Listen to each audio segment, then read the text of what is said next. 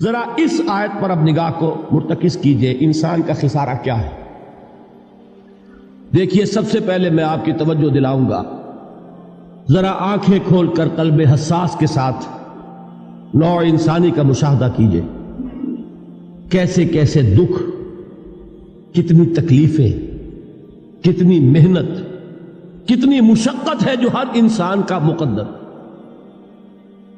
قرآن مجید میں ایک مکمل سورت ہے، سورت البلد، اس میں اللہ تعالیٰ نے متعدد قسمیں کھا کر ایک بات کہی، لا اقسم بہذا البلد وانت حل بہذا البلد ووالد وما ولد لقد خلقنا الانسان فی کبد۔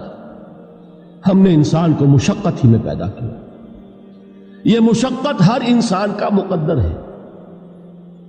لوگ گھروں کو چھوڑ کر آئے ہوئے ہیں، کہاں کہاں انسان جاتا ہے، یہ اس دنیا میں محنت اور مشقت۔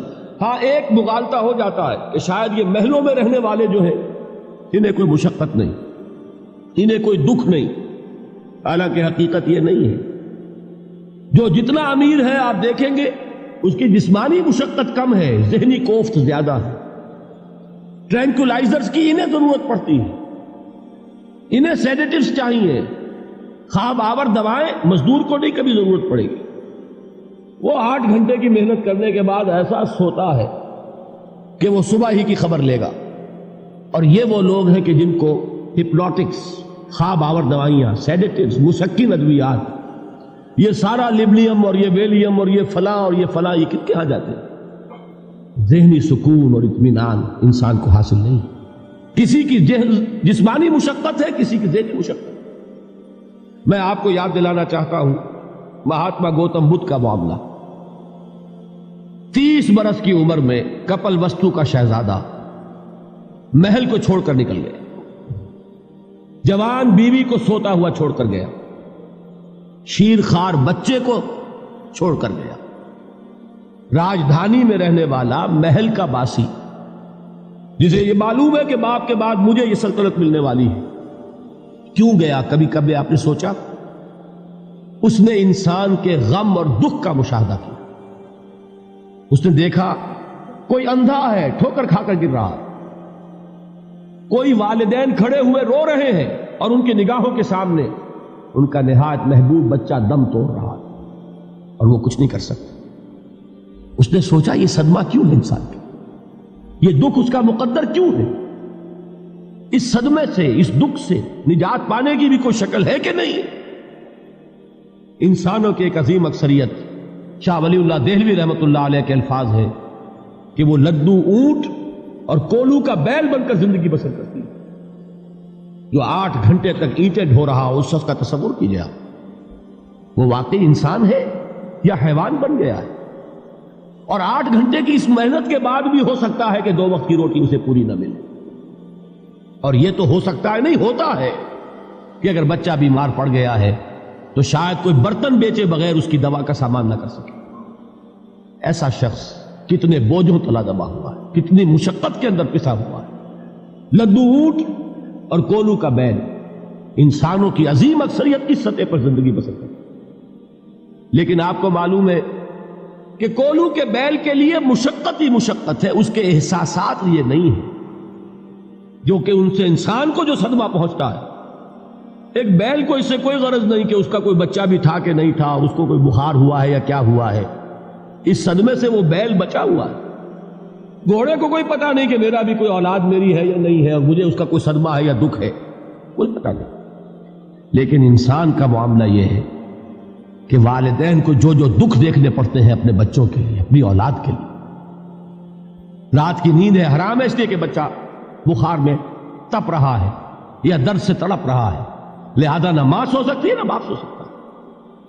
میں نے ایک موقع پر دیکھا، لاہور میں کیروسین آئل، اس زمانے میں ابھی سوئی گیس نہیں آئی تھی، اور اکثر و بیشتر جو ہے یہی مٹی کا تیل جو ہے ایندھن کے طور پر استعمال ہوتا تھا، اس کی شارٹیج ہو گئی تھی۔ تو کئی فرلانگ لمبی قطاریں لگتی تھی ان دکانوں کے باہر، ڈپو کے باہر، اور ایسے منظر بھی کہ ایک خاتون برقع پوش، ایک گود میں بچے کو لیے ہوئے، ایک کی انگلی پکڑے ہوئے، بوتل ہاتھ میں لیے ہوئے تیل کے لیے، اور کئی گھنٹے کھڑی ہے دکان۔ یہ مشقت انسان جھیلتا ہے کہ نہیں؟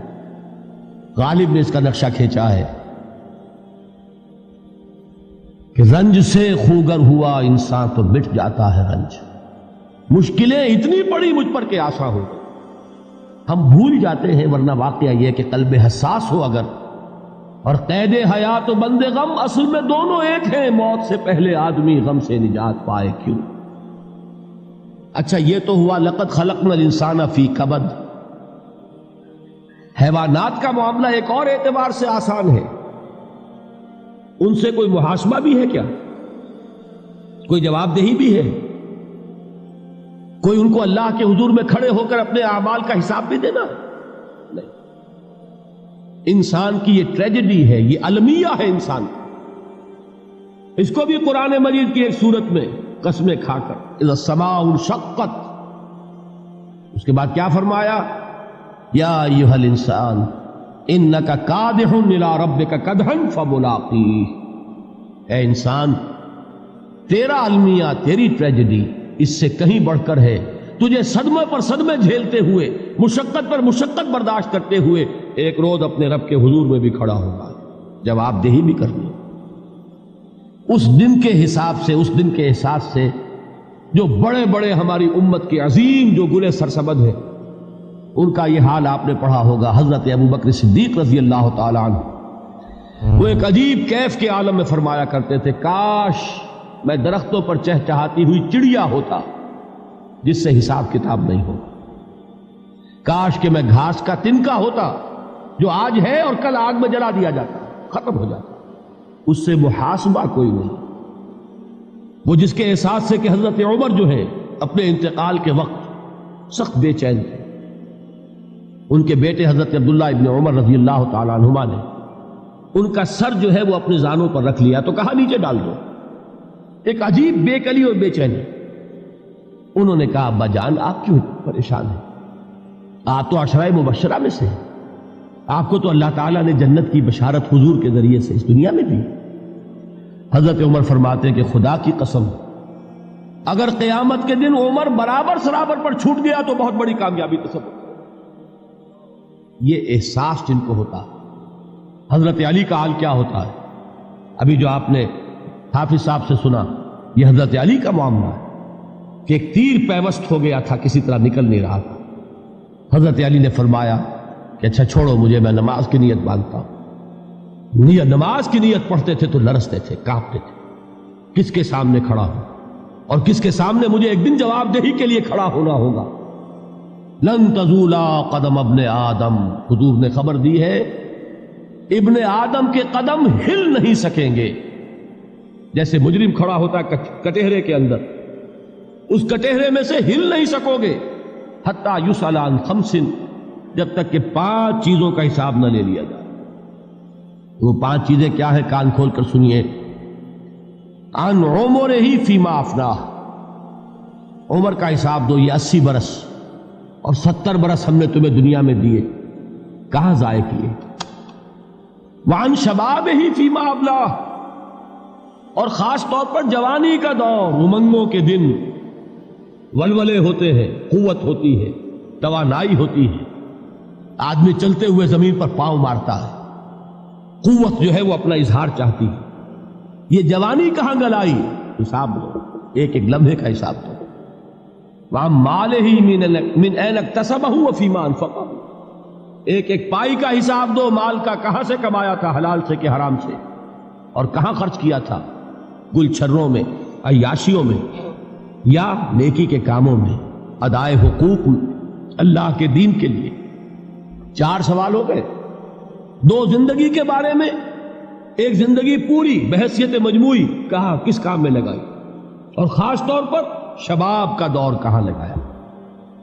2 سوال مال کے بارے میں، کمایا کہاں سے، حلال سے کہ حرام سے، جائز سے کہ ناجائز سے، خرچ کہاں کیا. اور آخری سوال وعما عمل فیما علم، جو علم حاصل کیا تھا اس میں عمل کتنا کیا. علم کے انبار لگاتے چلے گئے اور عمل کے آغاز کی بھی نوبت نہ آئی.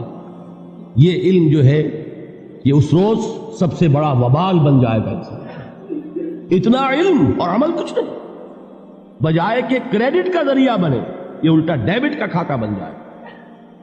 یہ جواب دہی کا احساس ہے کہ جس کی وجہ سے انسان کی ٹریجڈی جو ہے وہ دوہری ہے. کوئی حیوان اتنے بوجھ تلے نہیں. مشقت کی، محنت کی، اس زندگی میں ختم ہوئے، اس کے بعد کوئی محاسبہ نہیں. اس کو بھی غالب نے خوب کہا ہے کہ اب تو گھبرا کے یہ کہتے ہیں کہ مر جائیں گے، اور مر کے بھی چین نہ پایا تو کدھر جائیں. یہ ہے وہ ہیومن ٹریجڈی